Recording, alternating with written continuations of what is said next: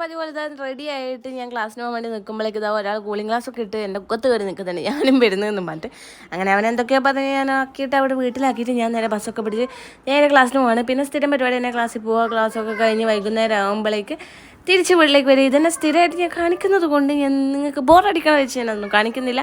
വൈകുന്നേരം ആയപ്പോൾ ഇതാ കുറച്ച് കടികളൊക്കെ മേടിച്ച് ഞാൻ നേരെ വീട്ടിലേക്ക് എത്തിയിട്ടുണ്ട്.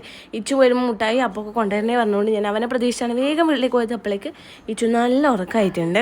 വൈകുന്നേരം അതിന് ഉറങ്ങാനാകുമ്പോഴത്തേക്ക് പിന്നെ കുറച്ച് പഴഞ്ചക്ക കിട്ടിയിട്ടുണ്ട് ഗൈസ്. എനിക്ക് ഏറ്റവും ഇഷ്ടപ്പെട്ട സാധനമാണ് ഈ പഴഞ്ചക്ക എന്ന് പറയുന്നത്. പലർക്കും പരിക്കച്ചക്ക ആയിരിക്കും ഇഷ്ടമുണ്ടാവുക, പക്ഷെ എനിക്ക് പഴഞ്ചക്ക എൻ്റെ ജീവനാണ്. എന്നെപ്പോലെയുള്ള ആരെങ്കിലും ഉണ്ടോ ഇവിടെ എന്തെങ്കിലും പറയാൻ മറക്കല്ലേ.